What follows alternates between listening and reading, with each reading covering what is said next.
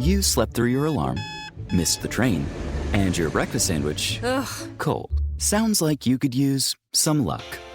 I'm Victoria Cash, and Lucky Land is where people go every day to get lucky. At Lucky Land, you can play over 100 casino-style games for free for your chance to redeem some serious prizes. Go to LuckyLandSlots.com and get lucky today.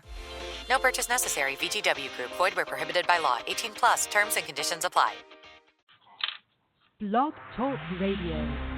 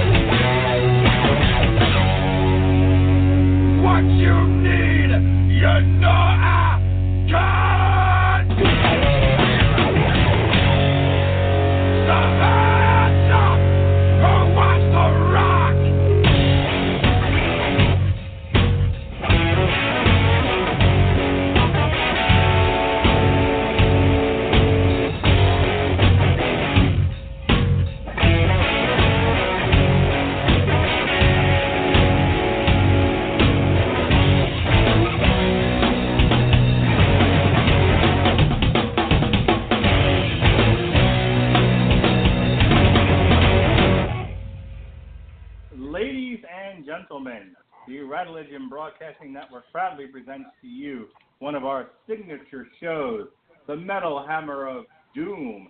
I am your host, your old pal Wheezy, the mandated reporter, and frankly, I'm mortified, Mr. Mark Radledge.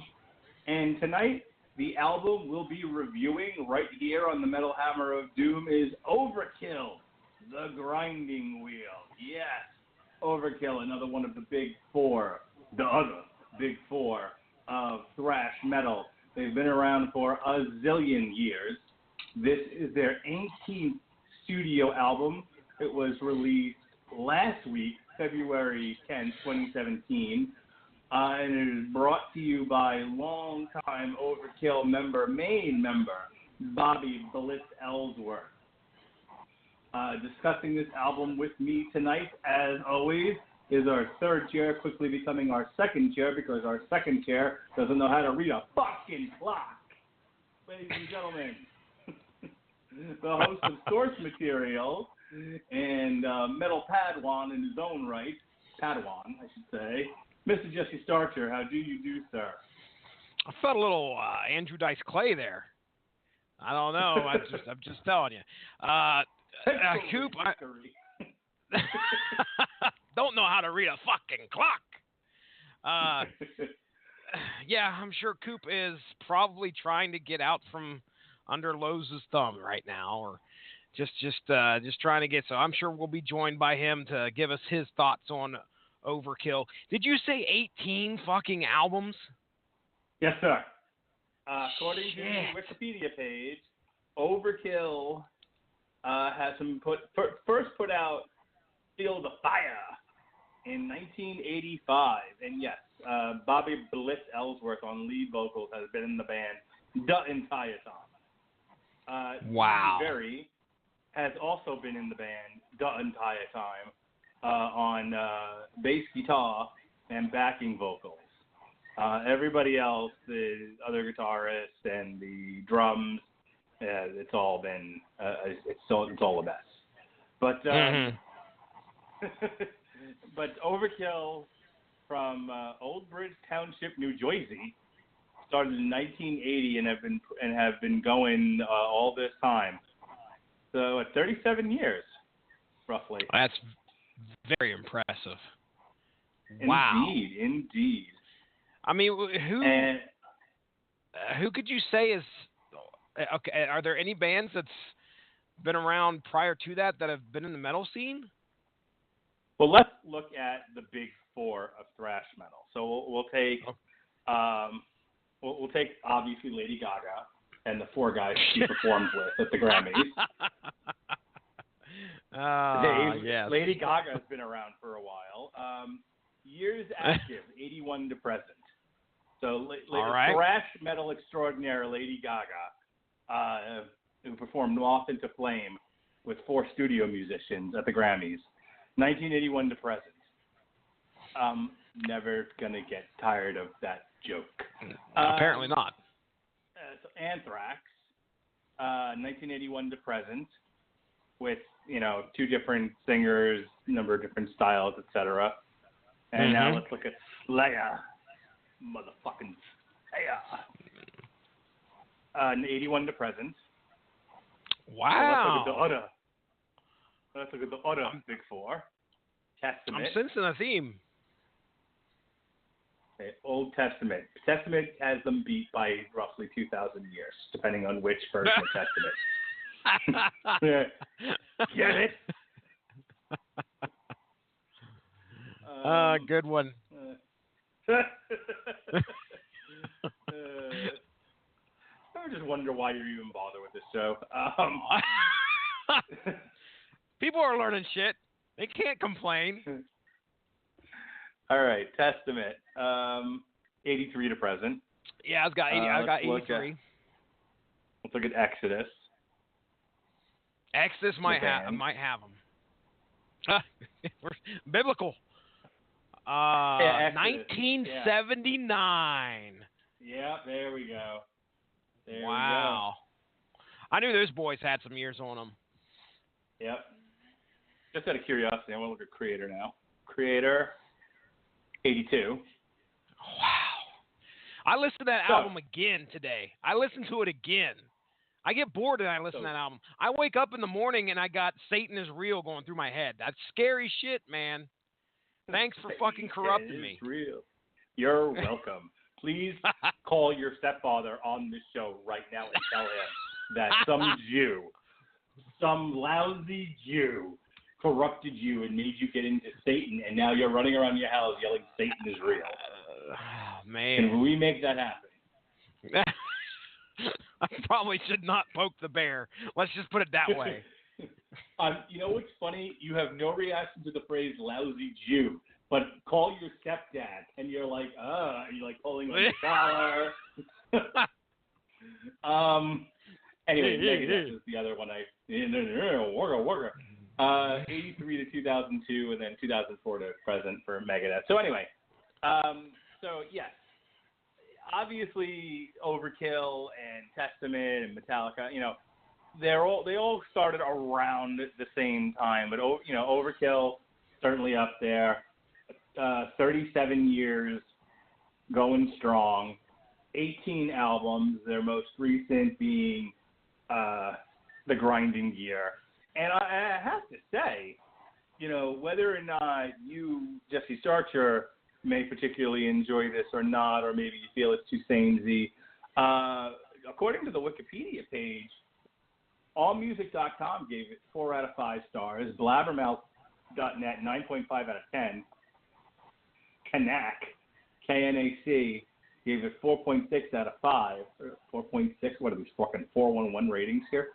And Rock Hard, with a rock hard body blow, gave it 8.5 out of 10. So I would tell you that for the most part, just at a glance, this was a worthwhile and appealing album to people who are invested in studying this sort of thing. So I'll be curious to see what your fucking issue is. I'll be curious to see what where this lost you, or why you're not particularly thrilled with it. I, however, can tell you right off the bat that I enjoyed it. I got a sense, and I don't know if you picked this up as well, but as I listened to The Grinding Wheel, yes, appropriate title. Obviously there's a strong element of thrash, clearly, as there should be. It's a fucking thrash album, but I was also picking up a lot of stoner metal notes. There's a good bit of variance as we go through the tracks on this album that just don't feel straight up completely thrash. Right. I mean, there's one song we hit that just I'm thinking it's a country rock. Right. So yeah, well, they branch out and bring in a few elements into the thrash that I don't know if that's indicative of what they've done in the past, but you know, it's interesting to hear for my first time virgin ears for Overkill here. Here's what Bobby Blitz Ellsworth said of the album style. He said, at the end of the day, Overkill is Overkill. Well done. Our trademark is... It would have been fucking shocking if he would have been like, at the end of the day, Overkill is not Overkill, everybody. We're a bunch of aliens. Overkill is Overkill. Satan is real. Peanut butter is jelly. What? Our trademark is that we are always recognizable on every release. For the 3 decades we have been around, we are always Overkill. And I shall ever remain Galadriel. So sure, it is a metal record. Really nothing. Not a Lord of the Rings person. All right, fucking move on. So sure, really nothing. I even go back and... God, are you even listening to me anymore, Jesse? Are you talking to me? God damn it. So sure, it is a metal record, and like always, it will have a sort of thrash vibe to it with some melody in, which I agree with. It's always best to try to make it better, or at least think in your mind that it is going to be better. That becomes the challenge.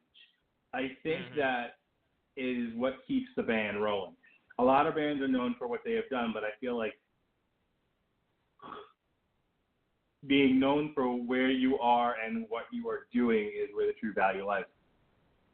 I feel we accomplished on the last few albums. And, you know, we had this discussion with Lady Gaga and the 4 studio musicians she performed with, where they've had to reinvent themselves and try different things just to remain fresh. You don't want to do a Slayer where, sure, you're not going to piss off your hardcore fans, and you might even make some new ones, just, you know, maybe you're some youngins who had never heard of you before. But you also run the risk of, well, another Slayer album. And it's just, you know, you end up creating a situation where you're not putting out anything new, you're just putting out a newer version of the same shit you've done for the last 3 or 4 albums. You know, I would rather be like a Megadeth situation where you experiment and fail than do something safe but thoroughly forgettable. Yeah, I think that's where I'm kind of handicapped when it comes to being, you know, new to listening to these guys, because I don't know what came before. I've said this on many other albums. Get your shot glasses ready. I've never heard an Overkill album before this. So if they're branching out and doing stuff that they've never dabbled in before, or they're kind of moving with the times, I can't see that because I have nothing to go on prior to. So I'm just listening to it now as is. And the only thing really I have to compare it to is other stuff that I've heard from other bands. So as we listen to this, think about Creator, think about Testament. You know, we just listened to Brotherhood of the Snake a few months ago. We just heard Creator. You know, Metallica just released an album. If you go back in the Wayback Machine, we covered Megadeth and Anthrax last year. So Grammy-winning Megadeth. Exactly. And their album Master of Puppets. All right, then. I heard about that. They come down to Metallica. Somebody played Metallica. Was that true or was that fake? No, that's true. Oh, you're kidding. They were played off to Metallica. Because I think they accepted their award for Dystopia, and as they were walking off, someone played Master of Puppets, because apparently the producer of the Grammys isn't really a metal fan or knows anything about metal. Well, surprise. Yeah, exactly. But I got to say, Lady Gaga did a hell of a job shaking that ass, watching herself. Anywho, I'm not going to hold up the show waiting for Mr. Cooper. He will come on when he comes on and contribute what he can contribute. But we're just going to move this forward because I would like to go to bed at some point tonight. That's understandable. Let's kick this off. Overkill, The Grinding Wheel. Our first track, our lead-off track, I should say. Mean Green Killing James.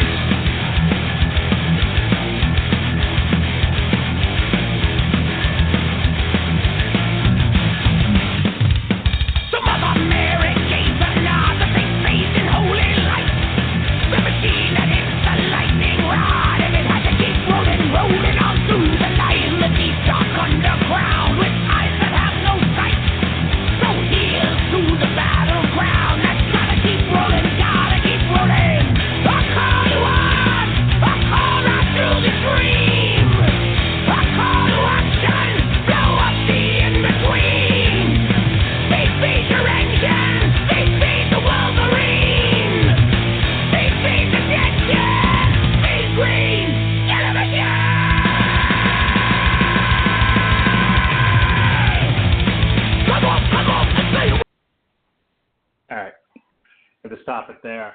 That is the second single from this album. It was released December 21st, 2016. They are currently, I believe, on E1 Music in North America and Nuclear Blast in Europe. Either way, it's a great album. It's a great song to kick off the album with, I thought. As far as sort of setting a tone and sort of reminding you just who the fuck they are. Excuse me. What is better, clearing my throat or coughing, as far as unprofessional sounds on a podcast? I'm just wondering. No, I think as far as setting a tone and sort of showing you, like, this is what we're doing, and just kicking off the album on a positive note, I think they did a really good job with that one. I really enjoyed it. It really got me excited for the rest of the album. I'm glad they just sort of jumped into a really thrashy song, and it wasn't, one of these deals where, the first track is some sort of introduction or winding tune or a lot of noise or someone trying to hump the microphone or some bullshit. It's just hit the drums, hit the bass, hit the guitar. That's one of those like stage openers. So it was a perfect way to start the album. What do you think? Yeah, I agree 100%. It is a strong opener, and it is a great song and one of the better songs off of this album. The track by track, by the way, which I had the opportunity to watch on YouTube. I love Nuclear Blast actually, puts forth some effort to get out some behind the scenes. You see that a lot with many albums, but you wouldn't think you'd see it a whole lot with metal albums, but anything that we've covered on here, I'm pretty sure you can find behind the scenes stuff on YouTube for. But anyway, they do a track by track, and when they were talking about this song, when I go into these track by tracks, I'm like looking for meanings of the song. They don't give you none of that. So I don't know who the Mean Green Killing Machine is. None of that shit's there. But they'll sit there and say, well, this is definitely an Overkill song. And when we were putting this stuff together, I can tell you they had this opener ready to go for a while. They knew that this was the song that was going to open an album. And I agree. They do a great job of bringing you right into it and getting you excited. When I heard this song, I was like, this album's going to be good. Now, you can't judge a book by its cover. So, oh no. As we go on, things tend to wear down for me personally. But as for Mean Green Killing Machine, thumbs up. Good song. All right. So this next one, I laughed at. It's a good song. I really like it, but you have to know, music can be a very personal thing, and obviously it can strike somebody for a very specific reason. It's not going to strike anybody else the same way. One of the little cutesy nicknames between my wife and I is Trouble. Like, you're Trouble. So when I heard this, I actually sent her, between you, myself, and Cooper, we'll send each other stuff from Spotify constantly on Messenger. And when I was listening, and I listened to this while I was in the hospital, which is all I'm going to say about that because I really don't feel like talking about it anymore. But just to prepare for this podcast, while I was hooked up to wires and shit and drips, I was listening to this album, and this came on, and I was just like, "Hey, Melissa," and I showed it to her. She's like, "Yeah, that's your theme song." My theme song is track 2, "Goddamn Trouble."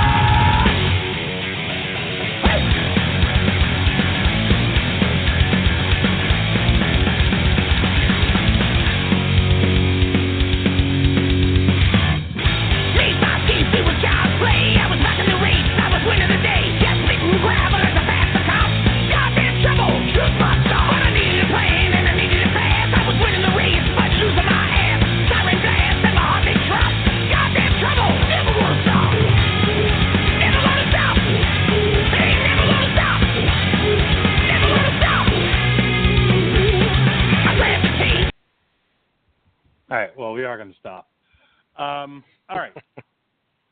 Let me first say, so almost immediately, like as I said all that stuff about track 1, about setting a tone and everything, and then in track 2, yeah, obviously there are thrash elements in that song, but this is what I mean by I got more of a stoner rock, southern rock, hard rock feel from Goddamn Trouble. It actually reminded me a lot of Jackal.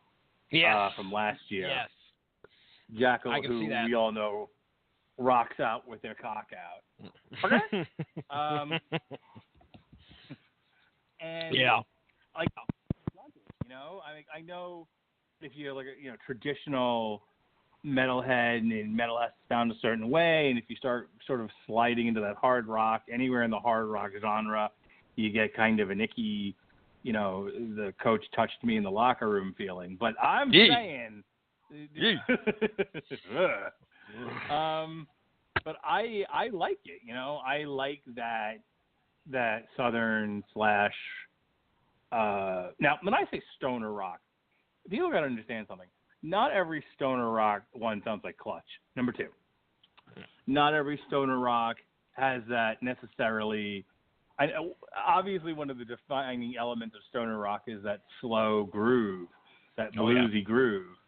But a lot of stoner rock also has that southern vibe to it, like Alabama Thunder Pussy. Drink, everybody, drink. He said it. It's one of the rules here on the Metal Hammer of Doom. But you know what I'm talking about, Jesse? Like, if you listen to enough southern rock, especially some of the more some of the more southern influenced stoner rock, you get a lot of what seems to be influencing Goddamn Trouble. Oh yeah. And this is them taking that to the thrash level. When you said it reminded you of Jackal, I was like, yeah, that's where I would put it, right up there with something Jackal would have put out, but clearly a little bit more metal, in my opinion. As for the track itself, it's another strong one, in my opinion, off of this album. We're 2 tracks in, and I'm enjoying myself. I can remember that they had mentioned when they were producing this album, trying to put things together, they put a lot of thought, and I don't know if a lot of bands do this or not. I don't know if they just throw shit onto an album and let it go, but they put a lot of thought into sequencing their tracks. Okay, this has definitely got to be coming after this song, or this has got to be before this song. So what they ran into was there were so many tracks that they liked. They didn't want to leave a bunch of them off. It then presents a problem like, okay, where the hell does this fit in with the rest of the shit that we got on this album? And they specifically mentioned that problem when it came to figuring out where Goddamn Trouble fit into. So they said, well, screw it. They just put it on the second track, and I think it's a good spot. Yeah, I think signaling in albums as far as where tracks go is important. I'm a long-time mix maker. Now, the art of the mix is gone. There's no such thing. Okay. It's now a mix is go on Spotify, select all, copy paste. But there used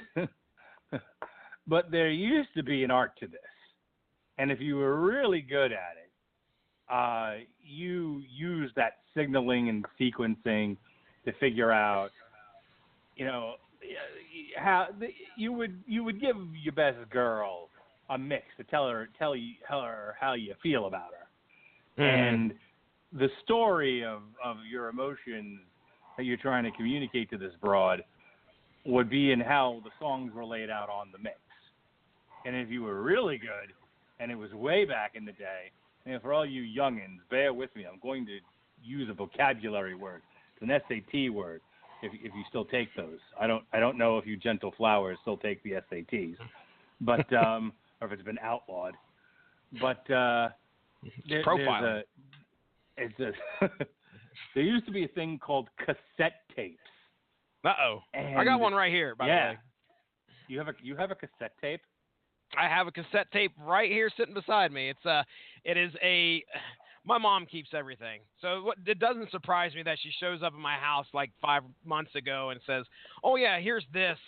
I've had this forever. Here, I want you to have it." And it's like a tape of me from probably right before I met my wife in high school.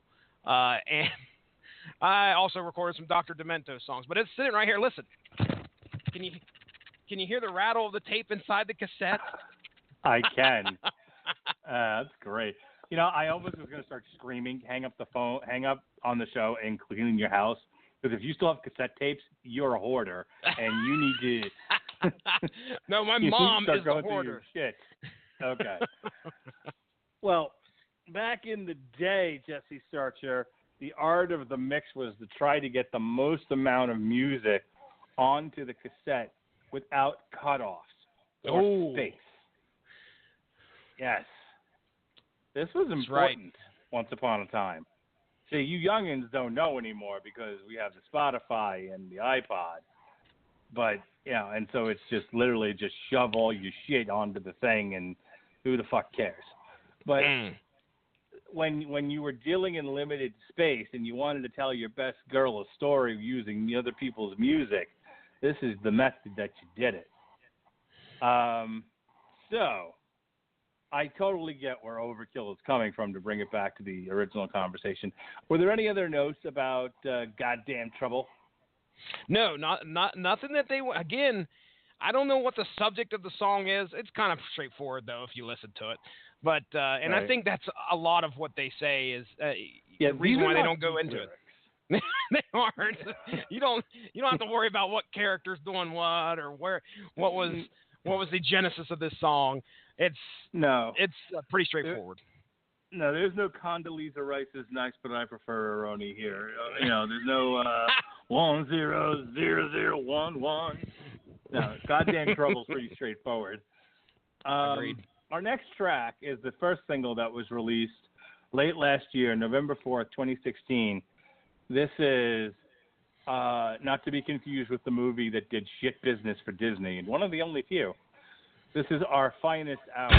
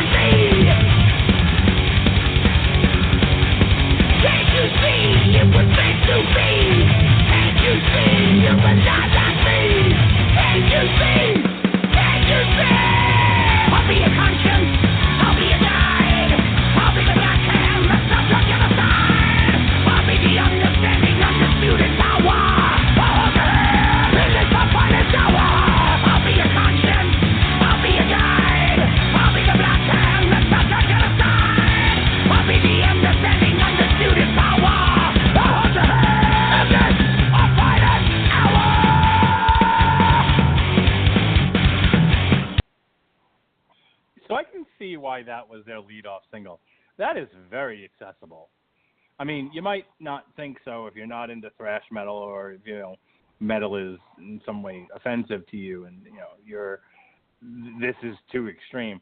But I think if you're a fan of this show and you're a fan of this style of music, that's as close to as you can get to an accessible, mainstream-ish thrash song. It's not overly powerful. It's not, it's got a lot of melody to it. I thought it was quite good, but to me, it just screamed like, okay, we need to reach out to people who might not be into, like, must play the heaviest thing ever. Let's see if we can get some people who sort of drift that line between rock and metal and see if we can bring them over to our side. And I feel like that's what they did with Our Finest Hour. They said that this was the launching point for the rest of the album. So I don't know why. I mean, the first two songs, I guess, set the tone, and then they said Our Finest Hour is the one that's going to be, that just shoots us straight into the rest of what we're getting into. It's a good song. It's fast-paced. It's heavy. I think this is the point where, as we get into these next songs, I start to kind of drift away. Boy. Okay. There's a couple bright spots. Don't get me wrong. As we go through the next 8 songs, but Our Finest Hour, I will agree. It's, again, typical thrash, good stuff. I would listen to this if it was going on a playlist or a mixtape. I'd put it on there. All right. Let's talk about this next song. Okay. Shine On. I don't know what's going on in this song. I just know that there's one line in here, Stopped Me Cold.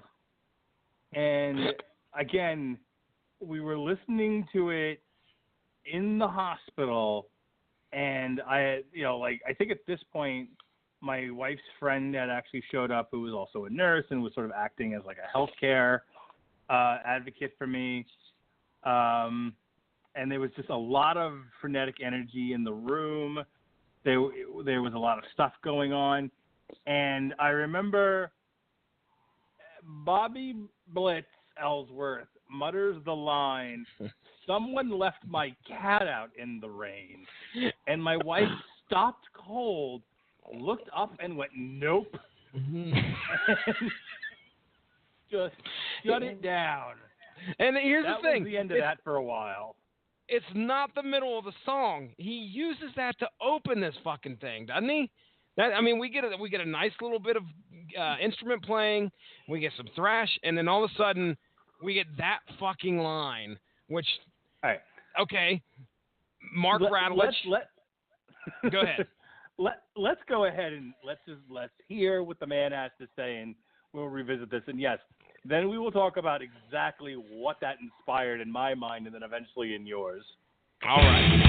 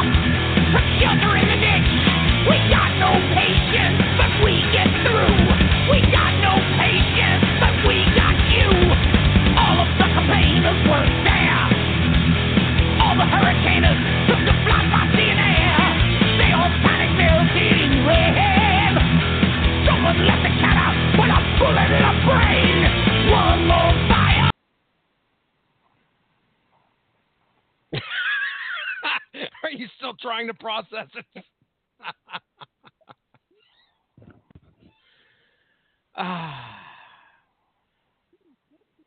Mark Radulich, are you there? Can you hear me, sir? Have you muted yourself? Am I still here?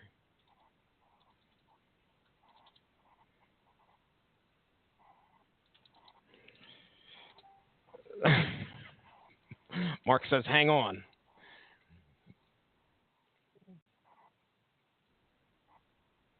All right, I shall hang on.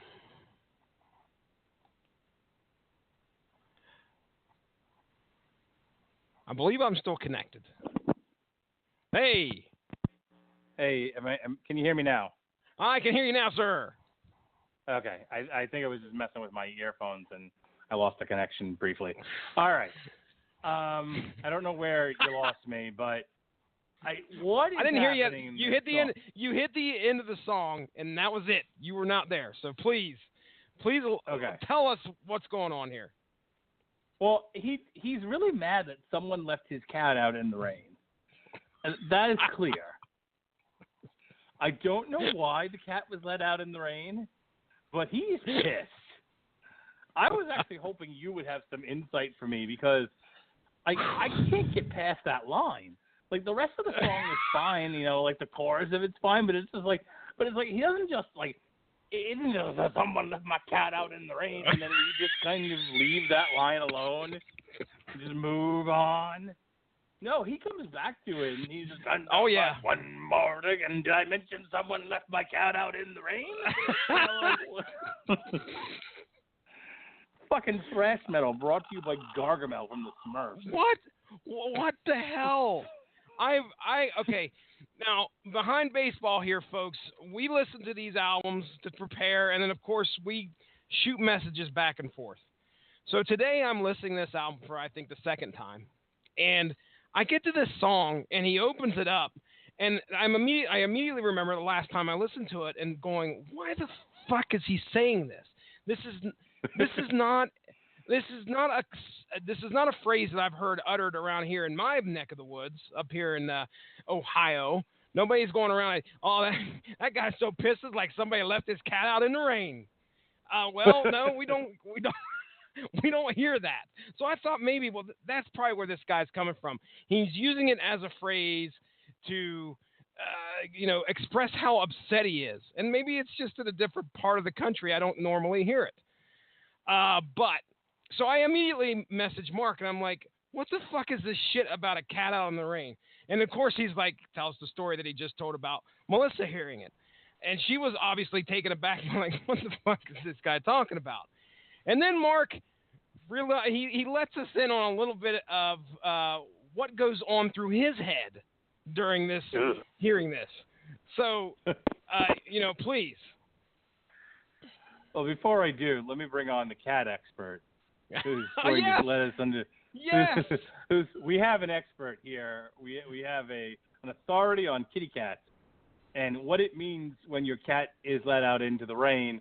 Ladies and gentlemen, feline expert extraordinaire, welcome to the show, Robert Cooper. Robert, meow, meow, meow. Meow, meow, meow, meow, meow, meow, meow. Meow, meow. So let me ask you a question. Does your boss know how to read a fucking clock? Do you need to call an Uber for him to get to work on time? What's going on? Well, this time I called at, let's say, 10:05, and I got the other manager at 10:15. But because I work with a bunch of numbnuts, we didn't have our product inside, so my numbnut had to come and pull things in and cut it, and accidentally punched a block and broke it, and now I get to move up a belt. But yeah, I just now got off. But I still don't understand what the damn cat in the rain thing is. I mean, I get it. When your cat's out in the rain, it's looking inside, and it looks really pitiful. And you kind of just want to love it, but it's a wet cat, so it's a bad idea. Because I still didn't listen to that song. I've just been listening to this album, like, all day. Oh, and Midnight, because Midnight's awesome. So we've agreed. I mean, Jesse and I are not on the same page with this album. He's more of it's nice, but it's too big, and I'm saying it's great. But here's the problem. and I knew this was going to happen when we talked about it earlier. I can't let the show continue. I have to talk about this. I don't understand. Why is it such a big deal that someone let his cat out in the rain? What is going on in the rest of this song that we need to keep coming back to it? Like, was there anything in the video, Jesse, about, like someone actually did let his cat out in the rain? It was like, I'm going to write a song about this bullshit. They did not. No, again, we are not privy to what goes through the minds of Overkill as they create these songs. The only thing that they let us in on is that there's a bit of newer metal added to this particular song. So this is one of those songs where they had, branched out and maybe let a little bit of something else into their thrash. But let the fucking cat in. That's what I'm saying. Hey, I wonder if it's wet. It's a wet pussy. No. Well, you can't be upset about that. Wait a second. Yeah, I mean, I don't know. Maybe that's what they're going for.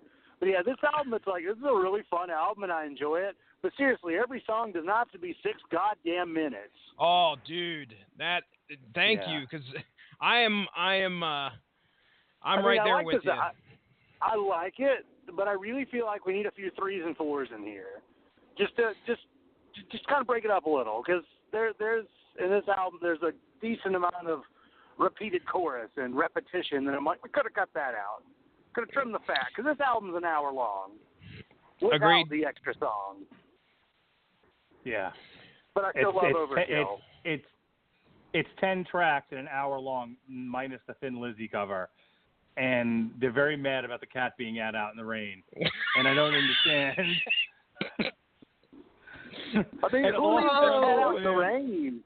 That's how we adopted a cat. The poor thing looked sad and scrawny, and it was really friendly, and it was raining, so my mom brought it in and cuddled up to her, and now it's in the house.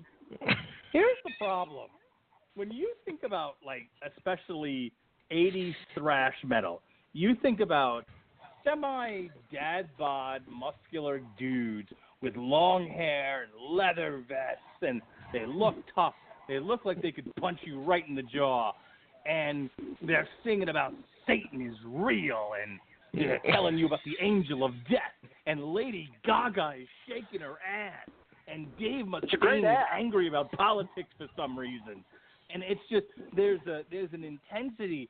And, like, what you don't get from thrash, and I think that's where I'm landing with this whole song, is you don't get, like, a lot of mundane nonsense with it. You don't get, like, raw Satan and God damn it, you didn't vacuum the rug. But, what? That doesn't match. It doesn't fit.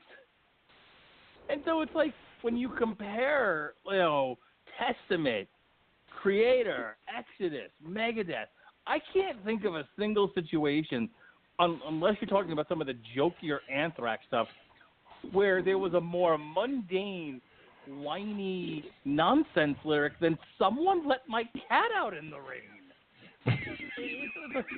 That's the shit you say to your child. Hey, stupid. Maybe let he the did. cat out. I mean, Jesse's usually the one that listens to the track-by-track commentary, and there was one on YouTube. I just didn't have the time to listen to it. No, but I'm wondering. They didn't go into shit, dude. They didn't go into shit about this song. They just said it was a bit newer metal and newer metal's influence, but we ain't talking about no. I mean, what? I think their next song should be about their dog dragging its shit-covered ass across the carpet.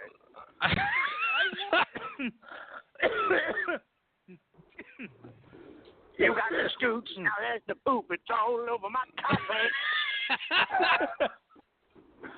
I want an entire Overkill album dedicated to the mundaneness of running a household. Someone didn't change the vacuum bag. Hey, take the garbage outside. That's what I want now. I want an entire thrash in the water. Now these noodles taste like shit. Well, he's getting up in age. I mean, we just talked about they started out in 1980. I don't know how old they were. I'm sure they were young whippersnappers back then, probably in their 20s. So they're coming probably up on 60 here. And, old age has probably affected them to where they're just like some of the most annoying shit is so mundane to us. But this belongs in a thrash album. Well, I mean, I'm still catching up on all your posts on Facebook. I'm on the third picture of the cat. And I'm done, everybody. Good night. My cat's out in the rain. I'm done. One of those is an album he had cover. a stroke on stage. He had a stroke on stage? Yeah, in 99, singing Necro Shine. Bobby Blitz had a stroke. No shit. I think it was in 99, yeah. Yeah, that's how fucking metal he is. Got a stroke. I don't know if he finished. He might have. Better than that bitch James Hetfield who managed to turn into a human fireball and couldn't finish. Don't you pick on Lady Gaga. That's a great thrash metal band. Oh, man. Mark's going to run that joke into the ground. Wait a second. Really Rob, funny? Coop hasn't heard it like 20 times yet. Well, no, and it's also funny that Megadeth finally won the big one, and they were playing Metallica during it. we discussed we that covered as well. that. I mean, you got that. You got Lady Gaga by herself and her ass. It's a great ass, I'm telling you. Singing by herself because some fuck decided no. We're like, there's a microphone here. I think that we need to shave power. We should turn it off. So James Hetfield couldn't sing for 80% of the song, and got so pissed off he threw his guitar to the back. But luckily the roadie caught it. So, from what I understand, because I found the video, just in all seriousness, the web feed was fine, and so apparently, the live feed, you don't hear his mic, but the web feed, everything works just fine. So there is a video out there. I actually posted it on Facebook of the performance without the fuck-ups. And, and then you just wonder why James Hetfield looks like an angry old man. And then you also wonder who the cheerleader is with Metallica. Anywho, honestly, it's what it looked like. But to conclude this whole bit on Shine On, almost immediately after my wife said nope, and I had a good laugh at that, all we could think about was, first of all, and it was my wife, I was thinking it, but my wife said it out loud. She was like, is this a cover of MacArthur Park? And I'm like, no. He didn't say anything about a cake. He said cat. And I mentioned that to you guys earlier. Now, do you know what I'm talking about? Do you know what MacArthur Park is? I did not listen to the original until today.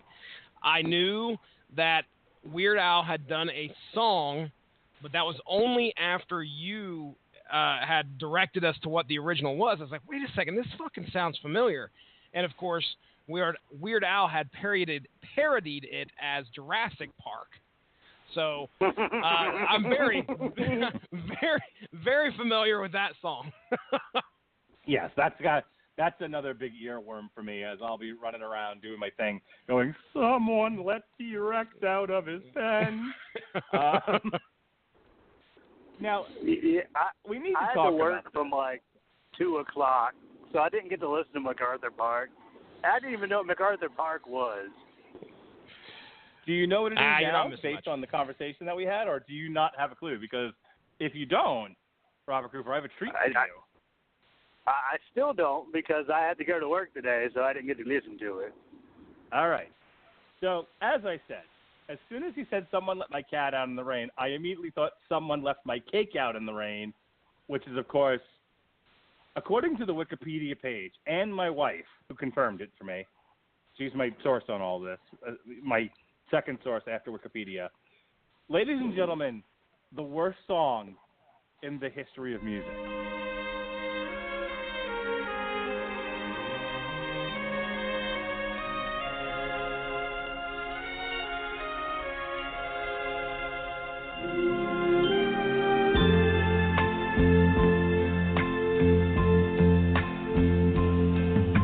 There will be another song for me, for I will sing it.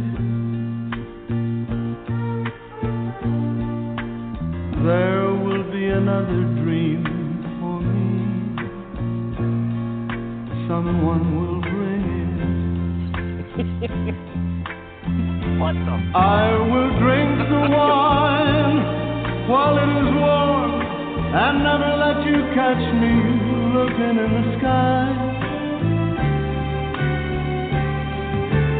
But after all the love of my life, oh, after all the loves of my life, you'll still be the one.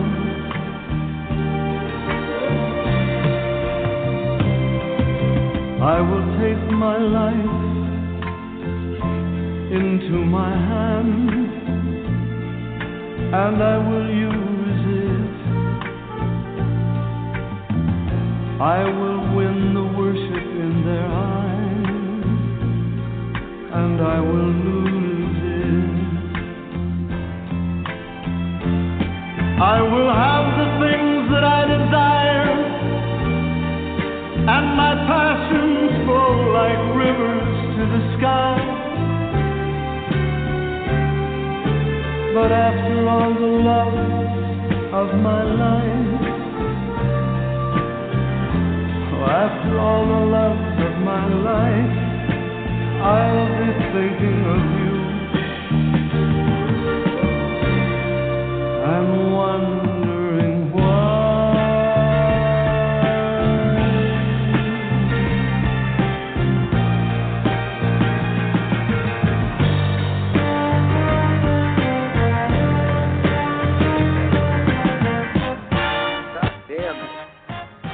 It's still going. Oh, it's just picking up. This version builds up to the good part. Okay, just give it a minute. Holy There are shit. other versions that start off with tape, though. This one doesn't.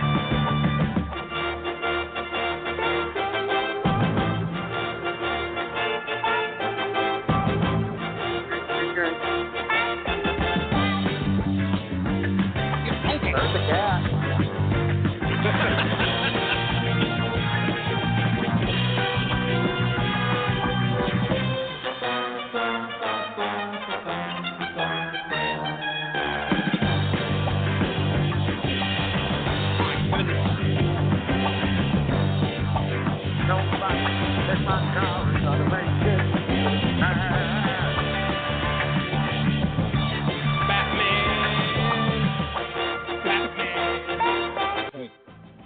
That's got some crazy disco beat, doesn't it? Oh, it does. You can hear that guitar. Bump. Damn, Going, dude. So by the way.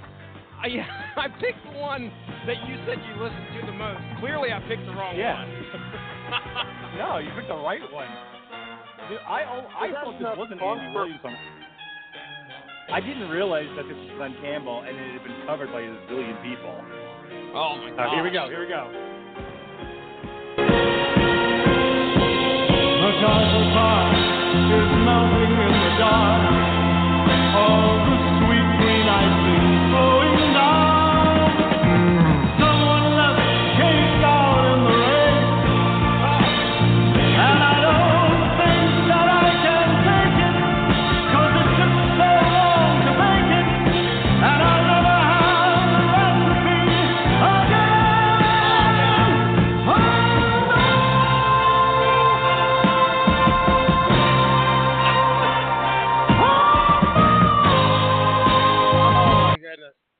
That was 4 minutes building up to that. To the fact that someone left a cake out in the rain and he ain't gonna have the recipe again. Oh no! It took so long You to see, make as it. that Don't you started, understand? I thought the mamas and the papas, like one of their members was on suicide watch.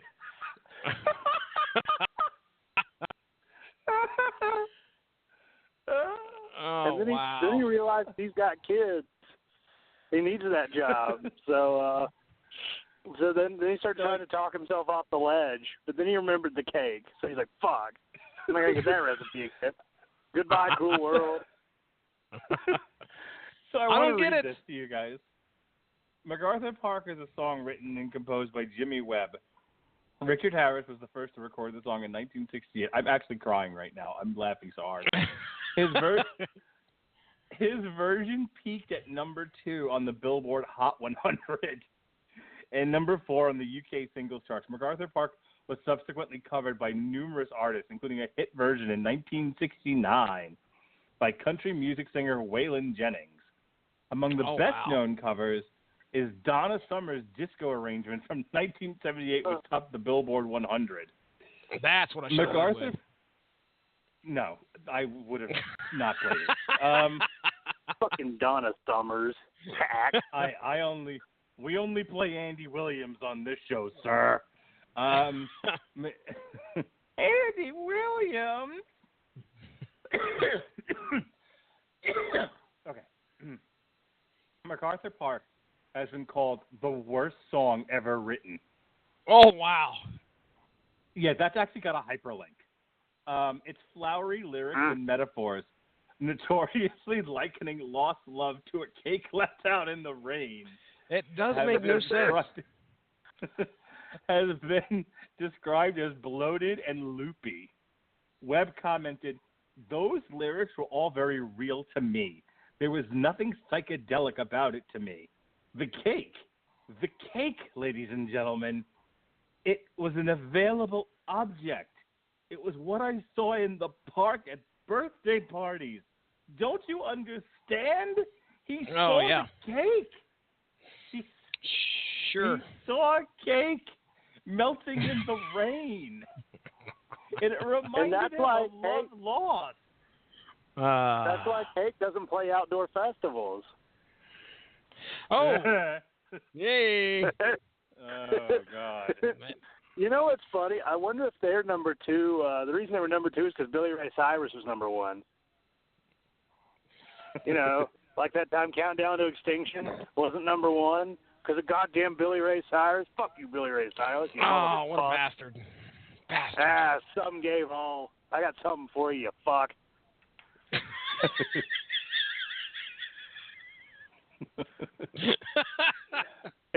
And you know what? I was at a antique mall, and for $99, I could have bought a Billy Ray Cyrus pocket knife. Oh, come on!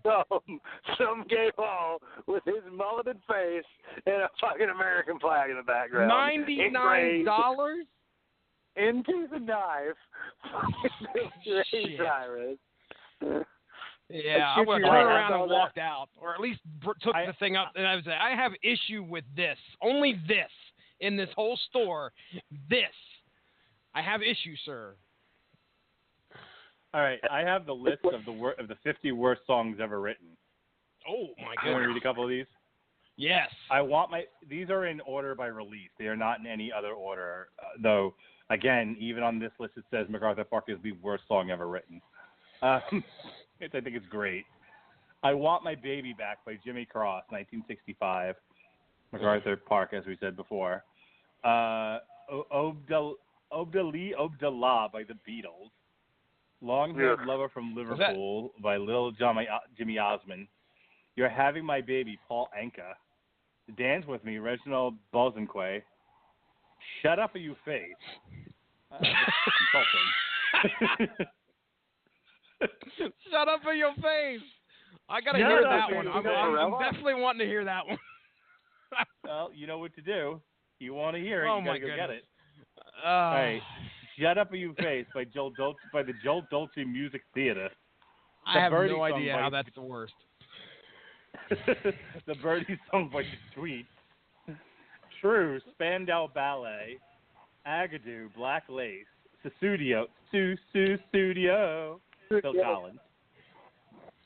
Susu I Studio? disagree with this next one. Yeah, Susu Studio. And this next one I don't agree with either. This is ridiculous. Dude, the next one is We Built This City by by Starship. Oh, okay. Let's take it out. Come on. Yeah, that's bullshit. I mean, it's cheesy, but it's not that bad. Don't worry, be happy. Don't worry, be happy by Bobby McFerrin, which I mean, it's funny, but I wouldn't call it. It's got somebody who said the lyrics are appalling. Well, first off, I think there's two songs that you just listed that pretty much set the tone for at least a couple years in the 80s for me. Yeah. I don't understand that. So this next one, All right. Of course, this one I agree with. Ice Ice Baby. Well, Din, din, din, din, din, din, set the tone, which is very set the different. tone for the 90s for me. That din, din, din, din, din, din is very different from din, din, din, din, din, din. Different. That's true. That's different. Achy Breaky Heart, Billy Ray Cyrus. Could it be magic by Take That? See, this next one I disagree with too. I love this next song. What's Up by Four Non Blondes. And I said, yeah.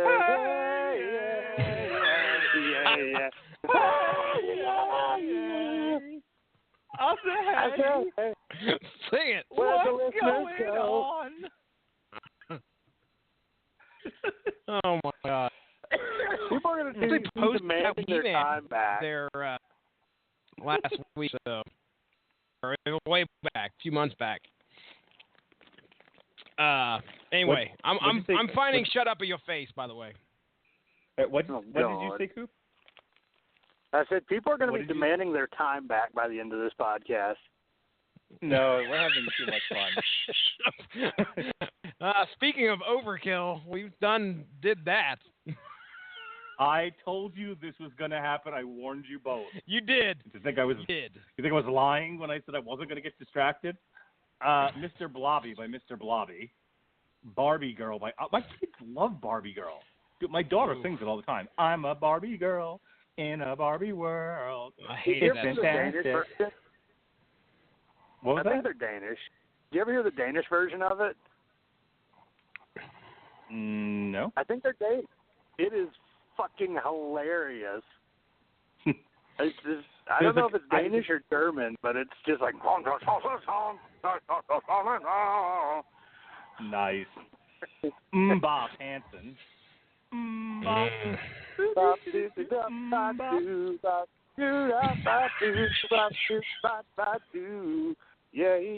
that what I say? I listen to this kid. Life by Desiree. Here we go. One of our hits from 2015. Faith by Limp Bizkit. Oh, yeah. Now that was okay. Hold on just a second. You're looking at a list that says the top 50 worst songs ever written. Yeah. And they put a cover on the list. Yes, sir. Throw this. Well, all right. The Thong Song by Cisco. Ooh, yeah, that's rough. That probably ruined rap for me, among other things. But that's probably up there. I stopped listening to rap right about then. See, that song was fun. I remember it was very popular at the daycare center I used to go to. Oh, Big Show was in that video, wasn't he? Wasn't there like oh no, was he in a song? I don't know if he was in a song, but I swear he was in that video. I swear. I could be wrong. There's a couple of these that are really bothering me, because it's like this is now coming across like the people or the person who decided these were bad songs, where you're like, oh, if it's popular, it's not good. Like Who Let the Dogs Out by the Baha Men. This is the number one on Spinner's top 20 worst songs ever. Like, who doesn't love Who Let the Dogs Out? I mean, a dude lost me like, at putting a cover on there. Yeah. You're Beautiful by James Blunt, which I don't know a girl who doesn't like that song. That is not that bad of a song. No. I mean, it's not great, but I get the point. Another one of my personal favorites, My Humps by the Black Eyed Peas. My Humps. My Lovely Lady Love. Yeah. Oh, man. Rockstar by Nickelback. Let's just move on. I used to love that Jesse, song. Before I listened to metal, I love that song. Miracles by the Insane Clown Posse. Ooh. Fucking magnets, how do they work? That's quoted that Crave Online deemed it the worst rap song of all time and the most embarrassing rap moment of all time. The Phoenix deemed it the worst song ever recorded. The lyrics, most notably, fucking magnets, how do they work? And I don't want to talk to a scientist. Y'all motherfuckers lying and getting me pissed. Have been noted as the worst lyrics of all time. Oh, wow. And then after that, he talks about how wonderful it is to get all the loving juggalos together. Juggalo-lee. All right. I mean, those are the same people that leave a fucking watermelon to fester in a porta-john so they can throw it at Tila Tequila. Do we have Shut Up or You Face, Jesse? Shut Up or You Face. You said it was by Joe Dulce, right? Yeah. Yeah. Okay, go to the S's and you shall find Shut Up or Your Face. Should we finish the list first? Shut Up or Your Face. Shut Up or Your Face. Shut Up or Your Face. Shut Up or Your Face. I've never heard this song, so I have no idea what we're getting into. I hope somebody is listening to the show for the first time. Like someone got told, like, you should listen to these guys, the Metal Hammer of Doom, really knowledgeable about music. Like, I did. They spent an hour talking about McCarthy Park. All right, here we go. And then I swear to God we'll get back to Overkill. This is the other worst song ever written. We got to finish the list, though. I did. I didn't. Well, there was nothing else on it that was of particular note. So this is Shut Up or You Face. Have a good time. Ready? Shut up, you face. 1, 2, 3, 4. When I was a boy, just about the 8th grade, Mama used to say, "Don't stay out so late with the bad boys. Always shoot the pool, Giuseppe, from the flunk at school." That's my mama. I'll talk all of that. But to make me sick of the thing I gotta do, I can't get no kicks. Got to follow stupid rules. Boy, to make me sick, just to make a lousy buck. Got to feel like a fool. That's right. Mama used to tell us, "Oh, what's the matter you? Hey, gotta know the flex. What do you think you do? Why you look so sad? It's not so bad. It's a nicer place. Shut up or you face." That's my mama. Good fucking God. That sounded like a middle schooler. That sounded like a fucking middle schooler practicing his Italian voice for the school play.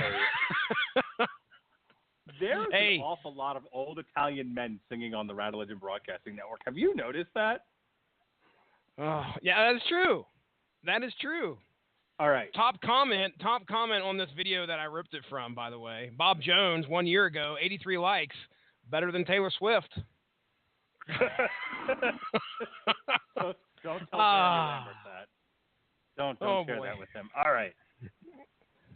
Folks, we've took a long, winding road back to Overkill here. So in honor of that, let's play track 5. This is The Long Road.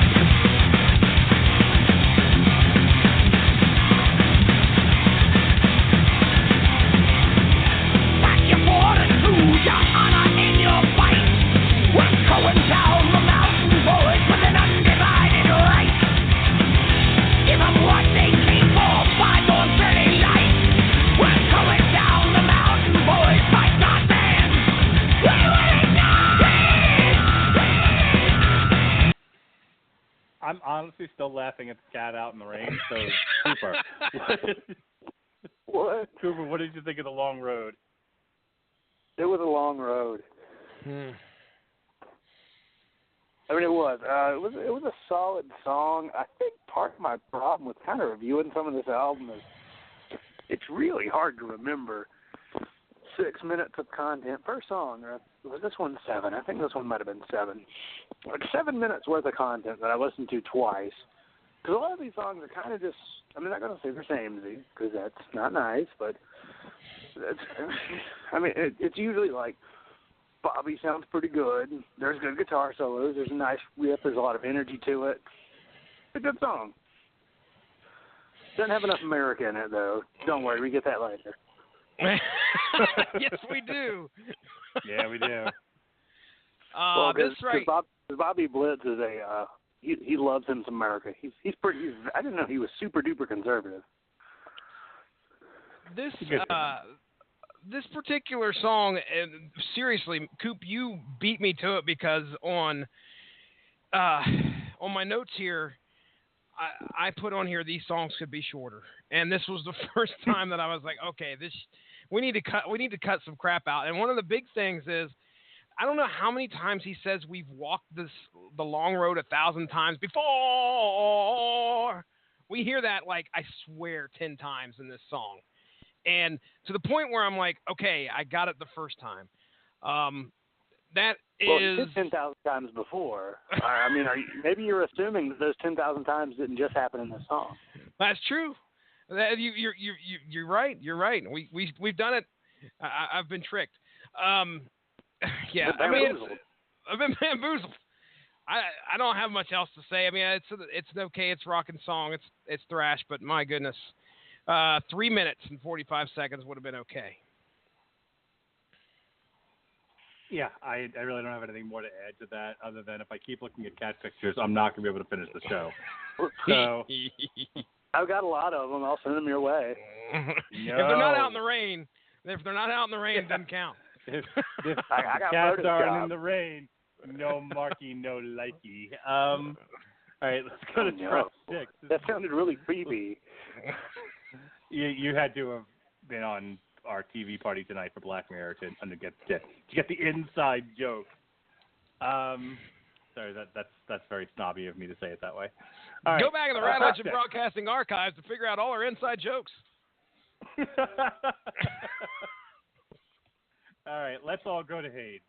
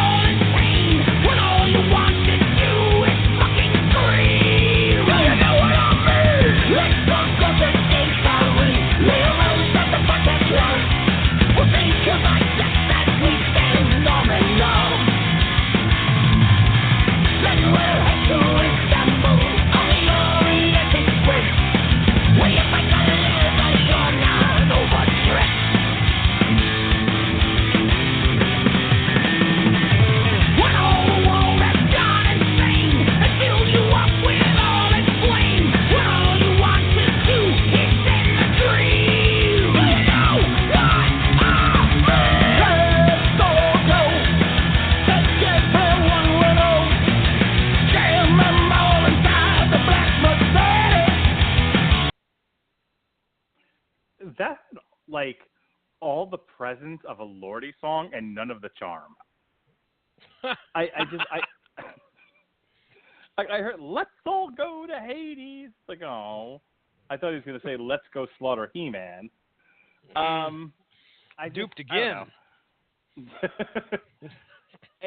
It's like a fun song, but I don't think he was going for fun.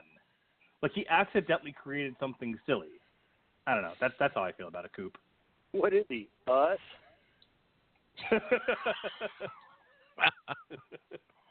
There's no accident about our silliness, sir. That is true, especially once you get me going and get you going, and then we drag Jesse along, kicking and screaming. It's the truth. This is the shortest non-cover track on the album. Oh, I'm sorry. I was off by 4 seconds. This is 4 minutes and 55 seconds. The shortest song is 4 minutes and 51. Oh, Jesus. wow. Woo. Well, you know what's funny? Looking later, we got the wheel, and then the grinding wheel. Was it like they had to kind of be specific? It's like the wheel. He's jumping my notes again. Oh, damn. That's exactly the way I felt. I'm like, what are we trying to get across here? I would have laughed if the next song after that was the round wheel.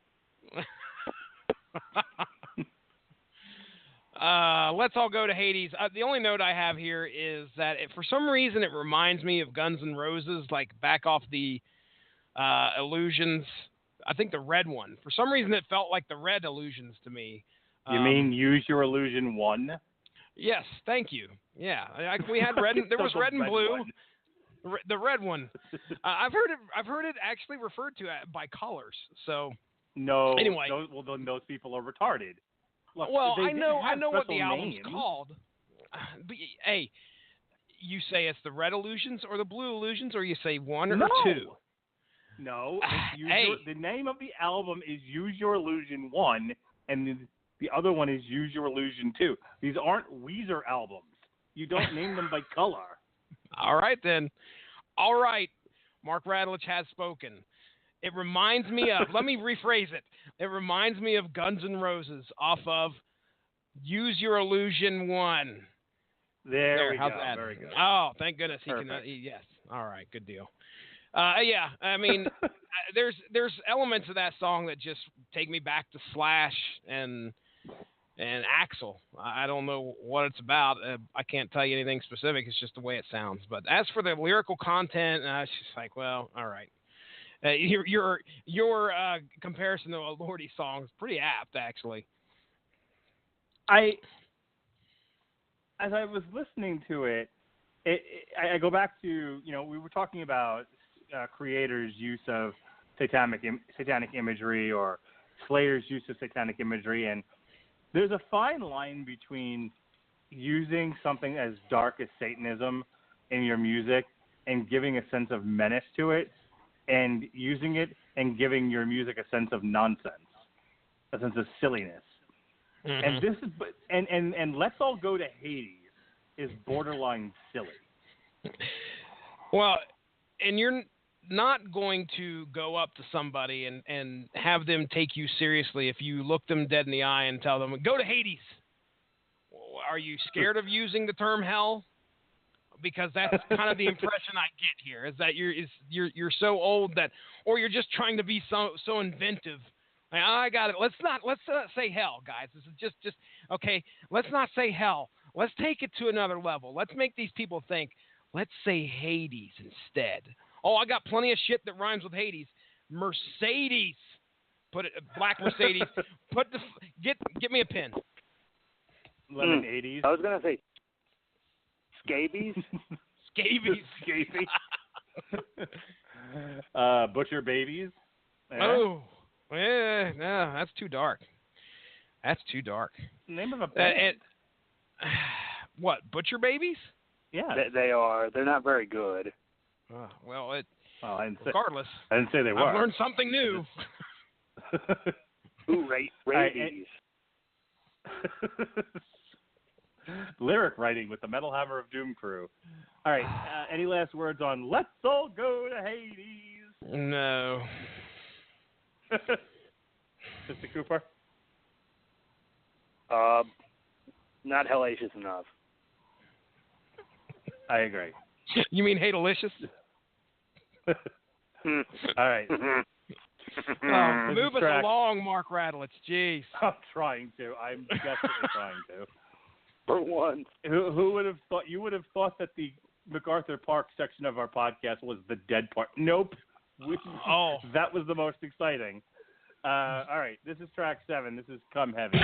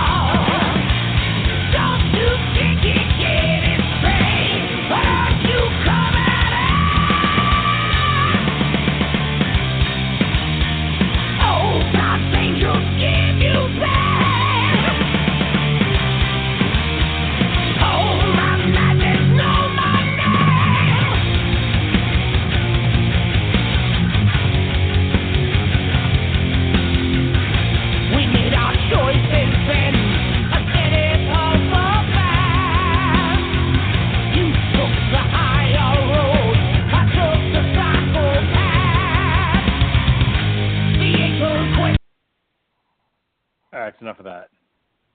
I mean, we were talking earlier before you came on the show, Coop, about how there are some stoner rock elements to this album. There are some southern rock elements. A lot of that in that song.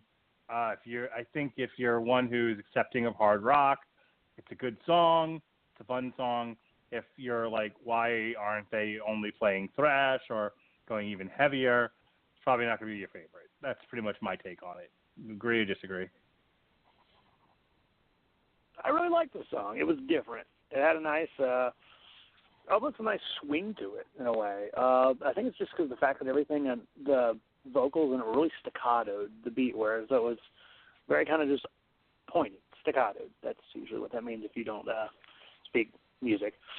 So I liked it. It was different. It wasn't in his usual style. It kind of broke away with what some of this album was doing. It kind of came heavy. I mean, there was a joke I wanted to make there, but... there were so many jokes that begged to be made. It came hard and heavy.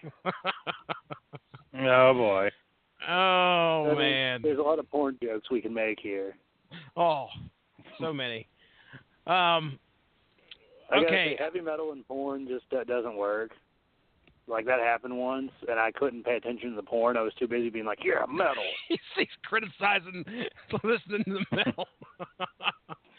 I just stay focused. Well, there's not much. Okay, all right. I'm not going to make that joke. I do want to say that this was up there for me on this album. This song was.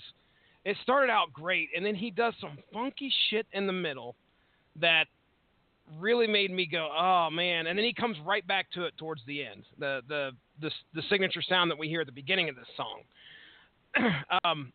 So this is another one that could have probably stood to be maybe a minute or so shorter, take out some of that funky shit in the middle, and I would have been all about this song. This was probably started out as one of my favorites, but it got downgraded because of what it became. But still, it's a fun one. It gets you going. So come heavy or don't come at all. Come heavy. All right, anything else? Yeah. If not, let's move on. Oh, man. All right, here we go. Robert Cooper's favorite song off of here. Actually, I shouldn't make fun because I actually really like this one. This is America, Red, White, and Blue.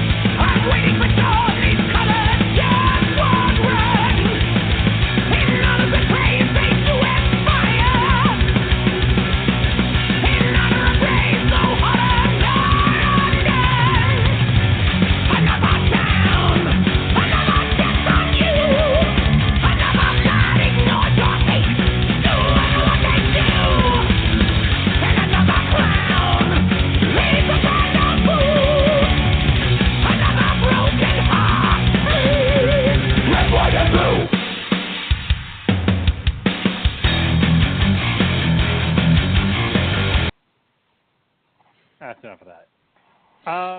We get back to more of a heavier sound with that one.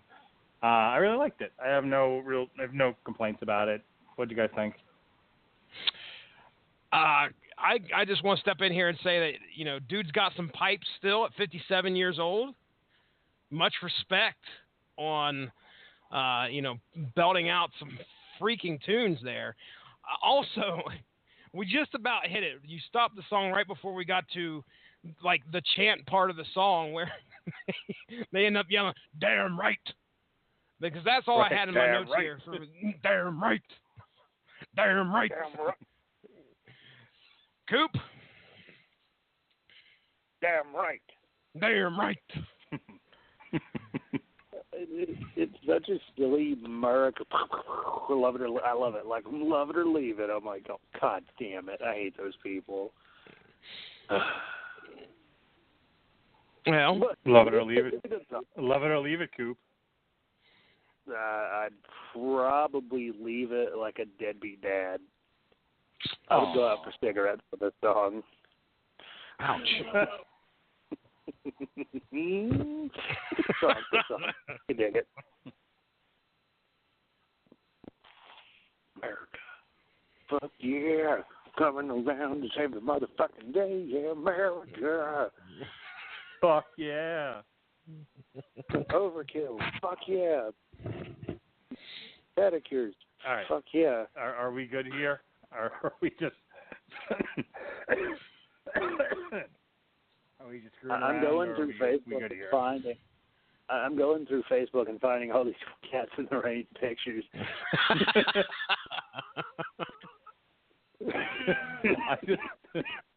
I just saw a picture of a cat that's like poking its head out of a hole in the ceiling, and it says, "Did someone say nap time?" No. Oh, no, not Ceiling Cat. Ceiling Cat is watching you masturbate. Woo! That's from the internet. That doesn't make it good. Yeah, it's years ago.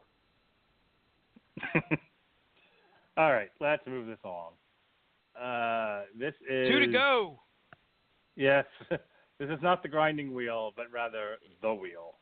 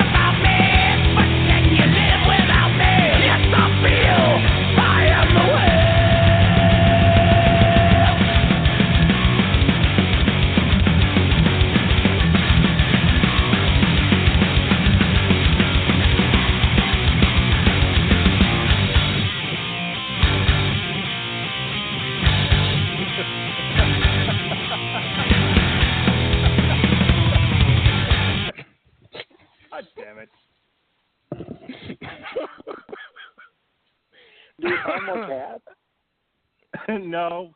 This is part of the game. This is the part of the show where Jesse just starts ranting out pictures to crack me up. Well, I mean, we just got a chance to listen to track 9, The Wheel, and immediately I started thinking about my earlier comments about how they really put some thought into sequencing the songs that they put on an album. And I really started thinking, well, why the fuck did they do this then? Why did they put this song? And then immediately thought, well, wait a second, hold on. We got to do track 10. So it brought me to, I saw Alex Trebek's face, and hearing him go, be more specific. And then we get track 10. All right. Well, just because. Like, the answer, The Wheel. Our fact checkers say you need to be more consistent.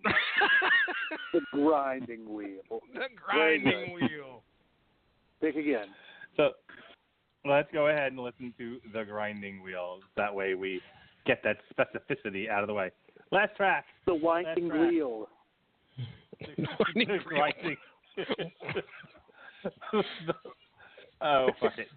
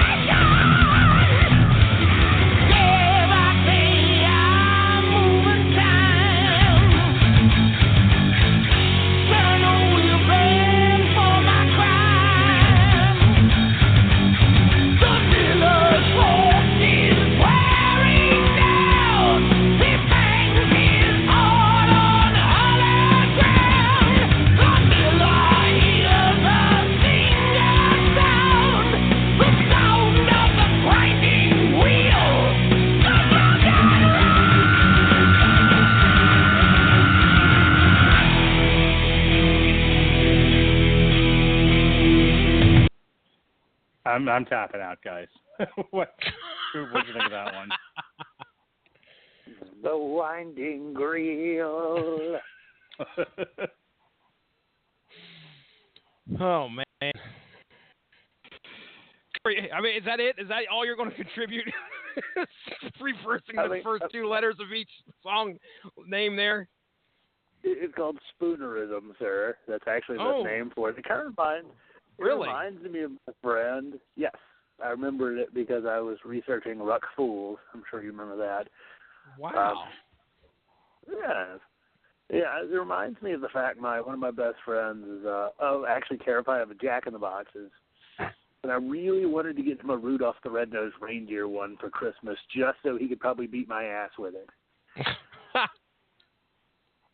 Oh, he's like retard strong. So he's not that strong, but you can't hurt him. Like if I hit him, he'd just like shrug it off and try to blow me up. I mean, this was a good song though. I really like the fact that in this song the vocals were different. He kind of went to the what's more the low register. Went more to the low register and kind of varied things. So I really don't get why it's the wheel and the grinding wheel. And then why they didn't cover Wheel in the Sky. Bonus track. If you couldn't get enough wheel. No, the bonus track would be third wheel, and then you get the cover, Wheel in the Sky. So you have at least a four-wheel album here. Well, I mean, then this album would be a four-wheel drive. Oh, hey, here's to the revolution. Which is a lyric in that last song, The Grinding Wheel. See what they did there? It is. Oh, revolution. Oh, yeah, buddy. Oh. Yeah, that's something special. Just when you thought we had to jump on him, he hits us with something like that. Mm-hmm. I mean, forget Cats in the Rain, forget your America, forget your wheel. We got revolutions on a grinding wheel.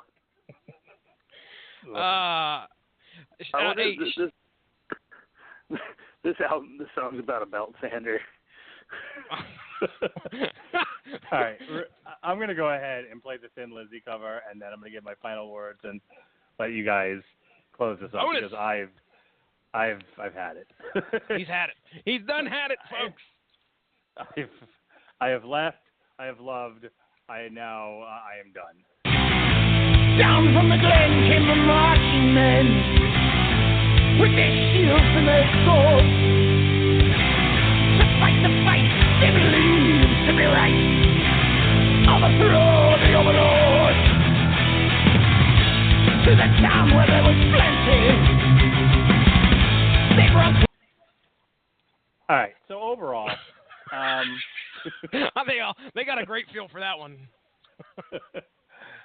Overall, I thought it was a fine album.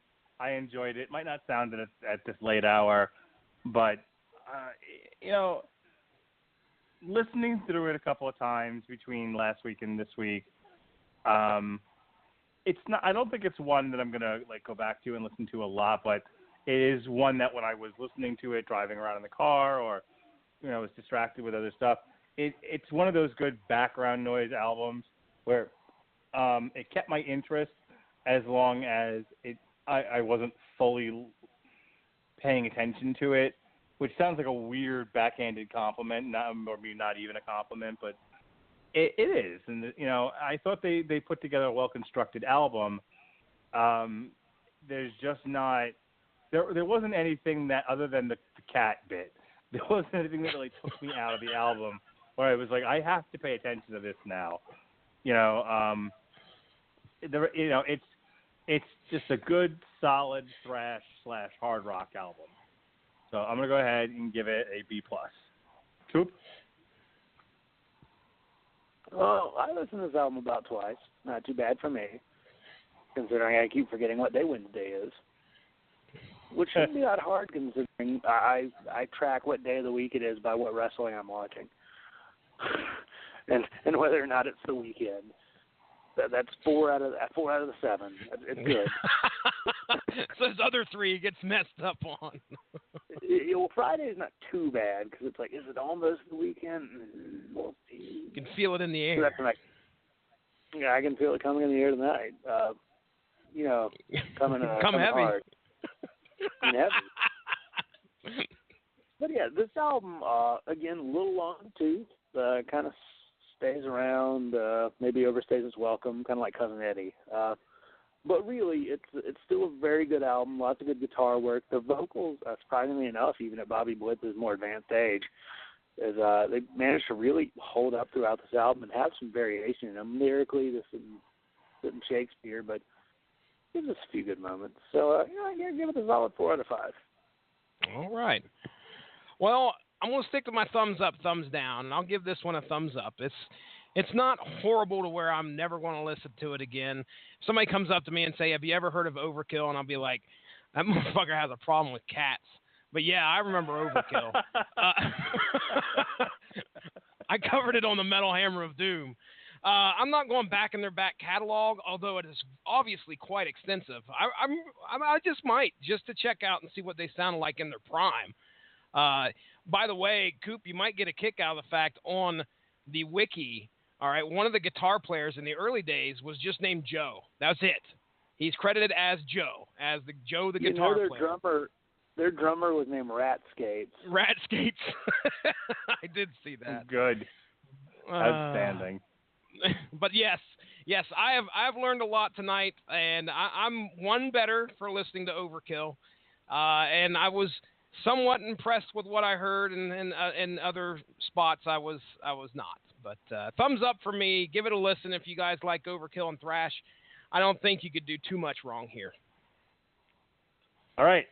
Next week we are making up for last week's miss. Since I was in the hospital, we'll be reviewing my friend's band If He Dies. We were supposed to review the new Marilyn Manson, but that's been pushed off till June for some odd reason. So it did not drop from what I understand. So instead, we're going to do If He Dies, Beneath the Waves, what we should have done last week. And we'll be right back on schedule again with the following week where we review Steel Panther, Lower the Bar. If you have an opportunity, go back in the archives and listen to TV Party Tonight, Black Mirror Season 2. Jesse and I hung out and discussed that for about 90 minutes flat. Very tight show. Lots of very lengthy discussion of the themes We had a raucous debate, and we agreed to disagree on a variety of subjects. Tomorrow night on the network is the return of On Trial after a bit of a hiatus. Again, making up for last week. We were supposed to put Resident Evil, the original, on trial. We're going to do that tomorrow night at 9 o'clock. I will be defending Resident Evil for the first time. I'll be defending anything, I think. No. So yeah, I think I've prosecuted now like twice. So Sean wanted to switch things up. He will prosecute Resident Evil, and I will defend it. And defend it I will. That's what I do. Anything else on the network this weekend, Jesse? Is there anything else going up that you're aware of? I have not heard anything from Stuart, although he has said he's going to try his best to get something up for our video game-related podcast, Press Start. Ronnie and Adam and I are slated to record a show tomorrow, so we may have a Screaming Boy episode up this weekend as well. But other than that, I don't know of anything else that's supposed to pop up before the end of the week. Well, if nothing...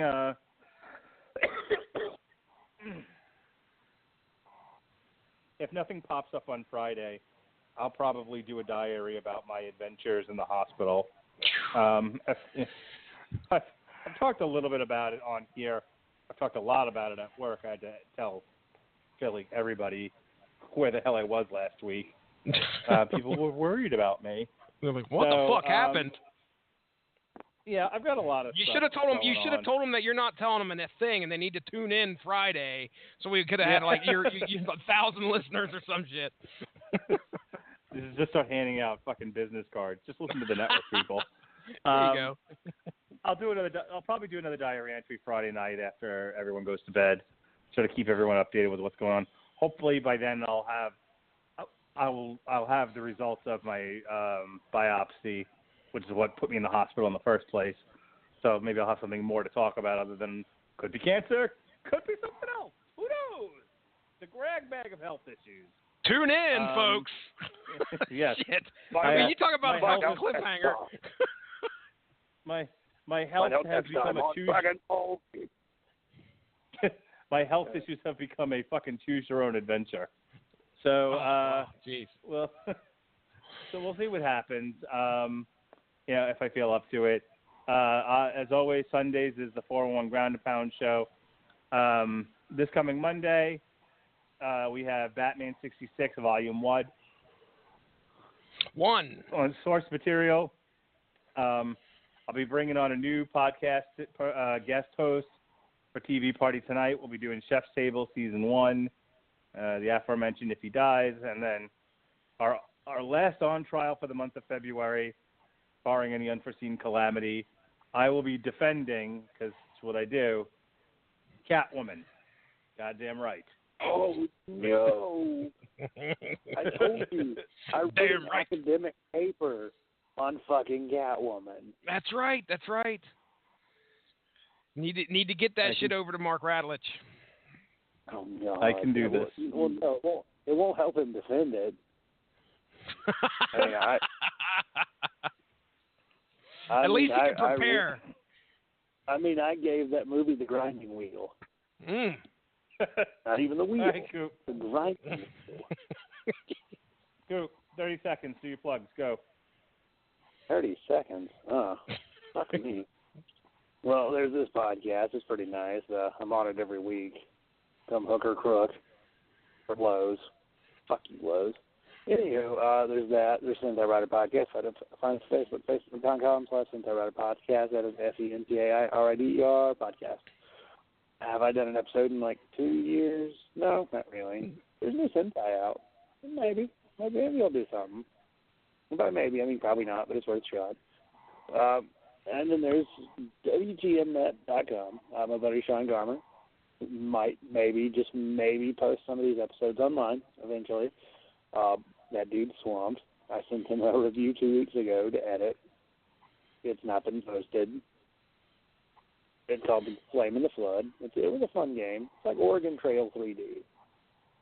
It beats my ass like I stole something from the store, so it's a pretty tough game. But it was fun. It was a fun review, too. I was like, hey, Sean, is 1,600 words a lot? He goes, it's a little much. I go, sorry. Yeah, I'm verbose. But yeah, that was a good review. But yeah, check him out. Those dudes need views, and I'm sure he gets some money from it, maybe. I mean, hey, he only has to spend so much time editing it. Oh, that poor man. I'm trying to think. What else was I going to say? Well, I was going to say Cancer is a really good band. No. Good. That's what gets me in trouble anytime someone says, oh, no, it's Cancer, and then I say, is the band? Oh, boy. That got me in some trouble. Oh, wow. My best friend, Surprise. Nick, who need to get on this podcast sometime. Take a drink. He and I, that's our reaction to things. I was like, my great grandmother has cancer. He's like, the band? I'm like, oh, they're pretty awesome. It's horrible. There you go. I'm single, ladies. 25 Valentine's Days straight. He comes heavy. All right. Oh, good. Hey, don't write checks. My another reason to cash. Oh my gosh. All right. I mean, you make it sound like I'm like a bottle of spilled Elmer's. Jesse, just go. I don't. I got images in my head. All right, so we've got the Rattle at Your Broadcasting Network Facebook page. People, go give that a like. I want to extend a special thanks to our good buddy Blog Talk Radio for actually keeping me connected for the whole fucking show tonight. It is spectacular to be able to talk with these guys and be able to respond and hear everything they say along with them hearing everything I say. So thank you very much, Blog Talk Radio. Thank you, boys. Mark Radulich, Robert Cooper. This has been a lot of fun. Proud to be the third chair here on the Metal Hammer of Doom. And other than that, folks, go give a like to the Source Material Facebook page as well. I'll throw that in there. I don't overwhelm you with a bunch of shit. It's just fun stuff about comics, and you can stay up on top of the podcast that we put out there as well. So, with that being said, Mark Radulich, take it away, sir. All right, everyone. We'll see you next week. Be well.